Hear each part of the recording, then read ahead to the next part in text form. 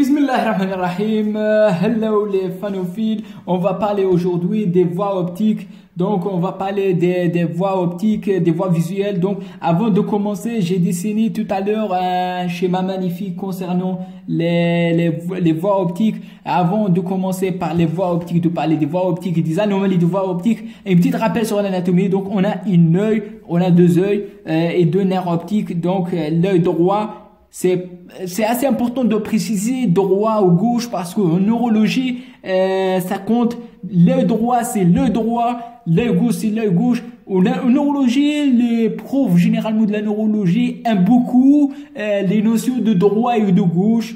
Latéral ou unilatéral, homolatéral ou ipsilatéral, contralatéral, le moment de croisement des fibres, le moment de décussation, est-ce qu'il décusse, est-ce qu'il décusse pas. Donc c'est assez important de préciser droit et gauche. Donc on a le droit, le nerf optique, avec ici l'œil gauche, le nerf optique. Donc j'ai écrit une seule fois parce que je veux faire les anomalies par là. Donc ils vont décusser au niveau de ce qu'on appelle une structure, ce qu'on appelle la chiasma optique.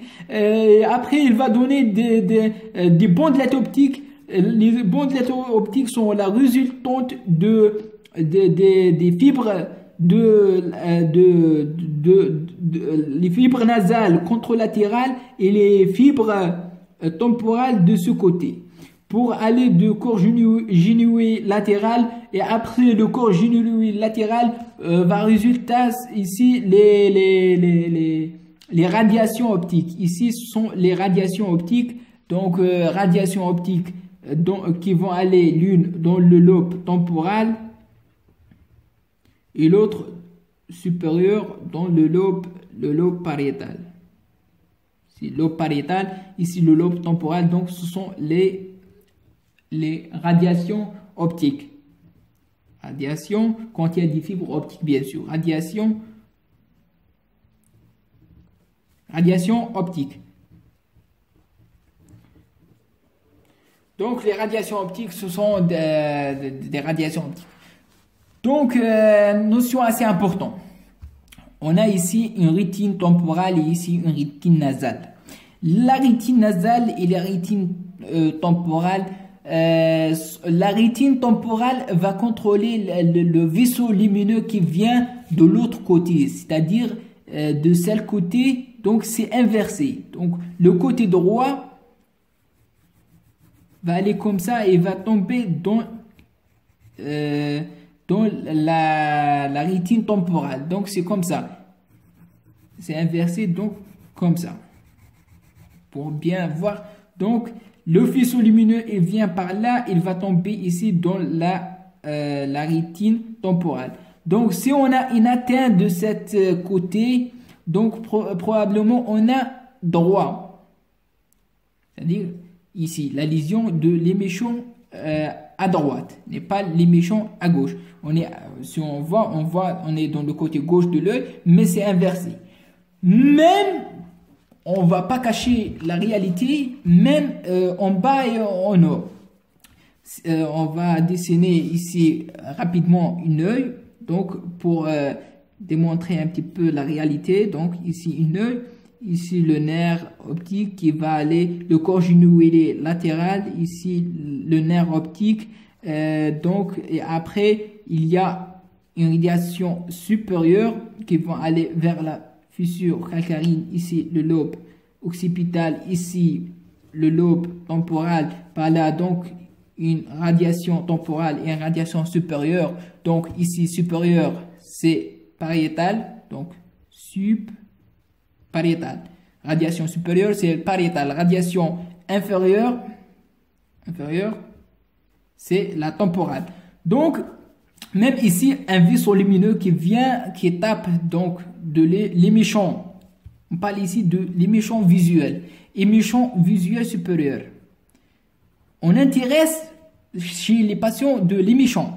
L'émission visuelle. L'émission visuelle. On n'a pas assez important l'anatomie. Donc l'émission visuelle va tomber où? À cause de lentille ici, va tomber ici dans la rétine dans la rétine inférieure, c'est-à-dire, et la rétine inférieure reste inférieure jusqu'à la fissure calcarine, donc va prendre le relais dans les radiations inférieures temporales. Donc, si on a une atteinte de la radiation ici temporale inférieure, donc on a une atteinte de le méchant supérieur. C'est comme ça. Atteinte inférieure, la rétine inférieure, les méchants champs visuels supérieurs. Donc, c'est assez important de parler de ça avant de commencer. Deuxième chose, si on a 3 niveaux, ici, et ici, et ici. Donc, on a 3 niveaux. Les voies visuelles, vous souvenez de moi lorsque vous parlez de voies visuelles parce que les voies visuelles sont assez simples. Il faut comprendre quelque chose. Si on a une atteinte ici, on inverse. Si on a une atteinte,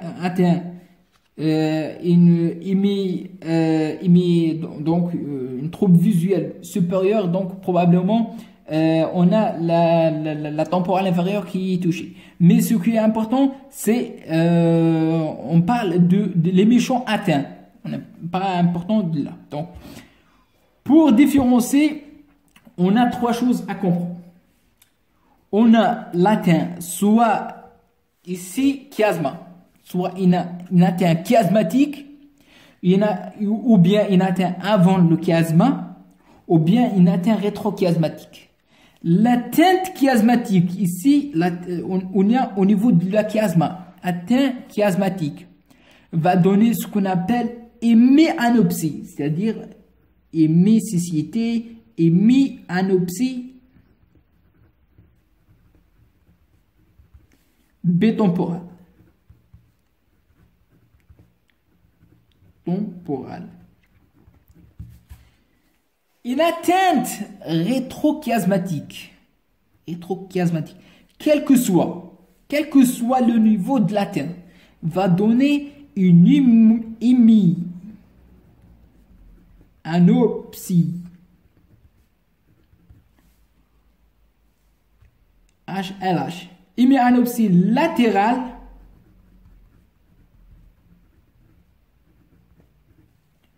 homonyme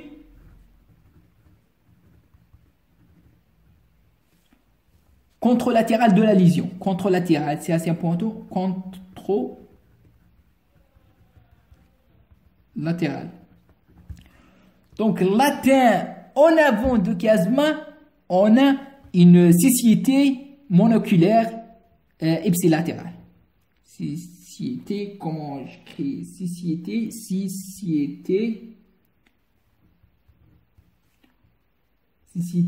monoculaire.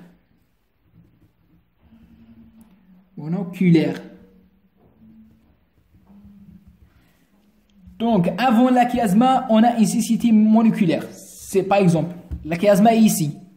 On a une atteinte de celle-ci.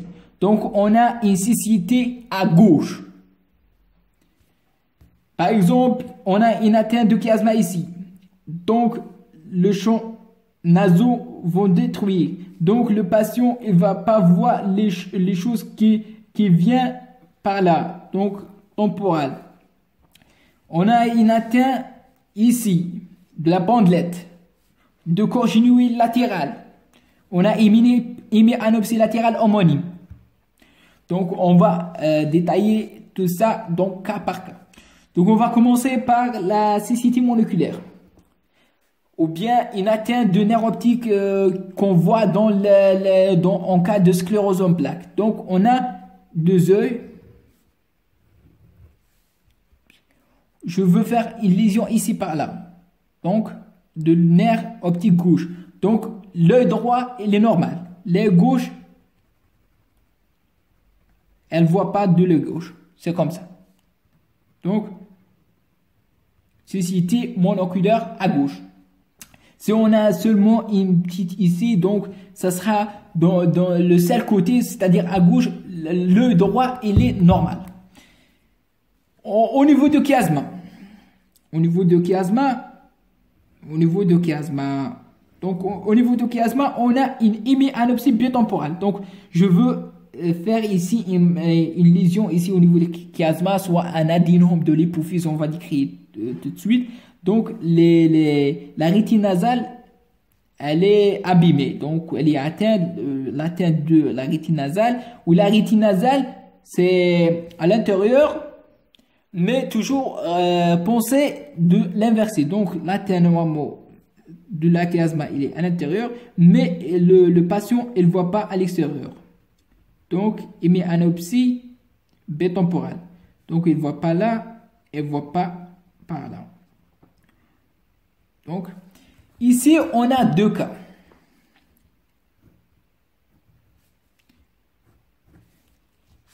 Cas de l'adénome de l'hypophyse. Donc, on a comme ça, j'ai parlé atteinte chiasmatique, donc probablement, il est bitemporal. Donc, l'adénome de l'hypophyse, il va abîmer les fibres inférieures. Donc, la cécité, la quadranépsie bitemporale va être supérieure. Donc, le patient il décrit une anomalie au niveau du champ visuel supérieur. C'est l'adénome. Ici, l'adénome de l'hypophyse. Par contre, la lésion qui vient de abîmer les fibres supérieures va donner des quadranépsies inférieures. Ici, parce qu'il vient de au-dessous. C'est le cas des tumeurs chez l'enfant, ce qu'on appelle craniopharyngium.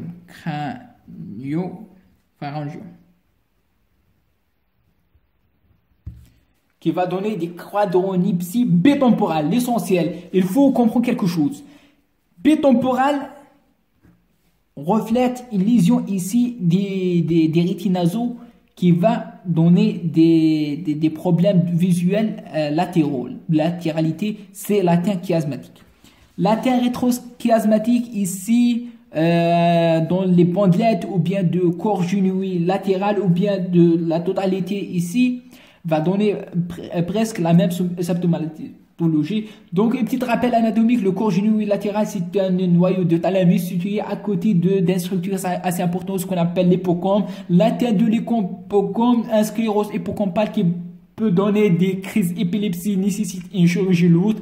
Pendant la chirurgie, le chirurgien enlève l'hippocampe, le patient est traité de crise épileptique, mais il devient hémianopsie latérale hémonyme, il devient aveugle d'un côté. Donc, on va abîmer ici les choses. Donc, on va abîmer à gauche. Ici à gauche. Donc, on a de l'œil comme l'habitude. Hémianopsie latérale. Donc, on a de l'œil. On va abîmer les choses à gauche. Donc, à gauche. On a homolatéral, homonyme, c'est-à-dire on a l'hétéronyme, c'est-à-dire différent, homonyme, c'est-à-dire on marche de même côté. Donc on a ici à gauche, donc on va, l'atteinte il est à droite. C'est contralatéral, j'ai dit contralatéral, donc comme ça. Si sans casser la tête, on fait comme ça. Mais on aime de casser la tête, on revient ici, on a abîmé ça, donc on va aller descendre, donc on a atteint temporal, donc temporal on inverse, donc ici on inverse le champ visuel, donc comme ça, le champ visuel nasal. Donc si on a une atteinte de champ visuel temporal, si on a atteinte de rétine temporale, on a une anomalie au niveau du champ visuel nasal. Donc, comme ça. On va compliquer un petit peu les choses. On va parler des quadranopsies. Quadranopsie, c'est facile. Donc, on a une atteinte de bandelette ici, par exemple, pariétale. Bandelette pariétale, j'ai dit que sup. Donc, quadranopsie. Donc, on va ici parler de pariétale. Hein? Ici, pariétale. Pariétal, bandelette supérieure. Pariétal, sup. Donc, subpariétal, on inverse, égale inférieur. Donc, on va faire comme ça, la même chose.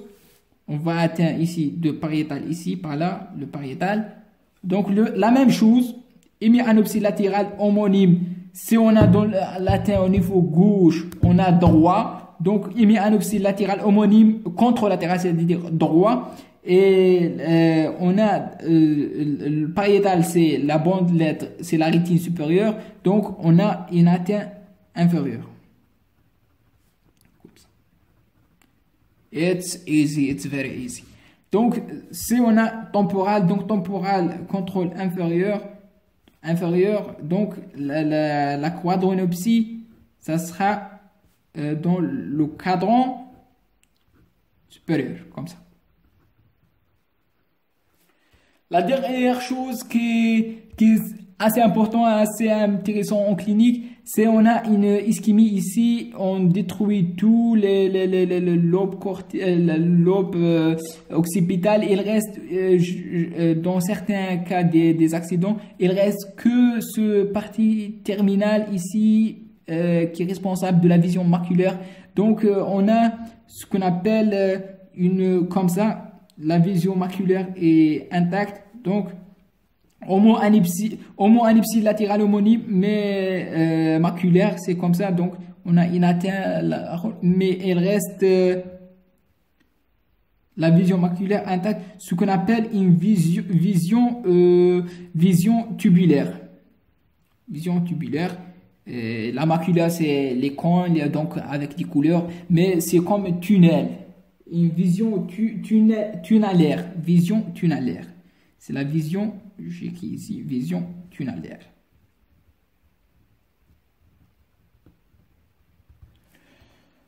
Donc, on va résumer les voies optiques en une seule chose. On n'a pas fait les petits, heureusement. Donc, une seule chose, on a 3 niveaux. Soit l'atteint et avant de la chiasma, on a une cécité monoculaire d'un seul côté, ipsilatérale de la lésion. Si on a atteint de nerf gauche, on a une cécité gauche. Atteint de nerf droit, on a une cécité droit. Deuxièmement, si on a une atteinte chiasmatique, donc on a ce qu'on appelle le fameux hémianopsie bitemporale. Donc les deux champs visuels temporaux sont atteints par l'atteinte de chiasma des deux rétines nasaux, deux champs rétiniens nasaux. Donc le champ visuel nasal et le champ visuel temporal est atteint. Le champ visuel temporal est atteint. Soit l'atteint est des fibres inférieures. Donc on inverse. Donc c'est le quadrant anopsie bitemporal, voire au niveau des cas des adénomes début, le début d'adénome, après il va totalement bitemporal. Ou bien les fibres supérieures qui va donner un quadranipsie inférieure bitemporale en cas de crânio-pharyngien. Au niveau de l'exérèse, de ce qu'on appelle l'hippocampe, on peut abîmer le corps génouillé latéral en cas de sclérose, atteint, AVC qui touche. Après, après, le chiasma va donner hémianopsie latérale homonyme contralatérale. Une AVC, ici, situé au niveau du cortex occipital temporal, ici, gauche, va donner une hémianopsie latérale homonyme droit. Gauche, droit, on descend comme ça. Ici, temporal, de la gauche, le champ visuel droit. Gauche, droit, en ascendant par ici le rétine nasal droit qui est responsable de champ visuel, ce qu'on a droit, donc comme ça droit, en ascendant droit, donc droit, donc une hémianopsie latérale homonyme droit. AVC gauche, hémianopsie latérale homonyme contralatérale, c'est-à-dire droit. AVC droit, hémianopsie latérale homonyme gauche. Parce que ça qui vient par là.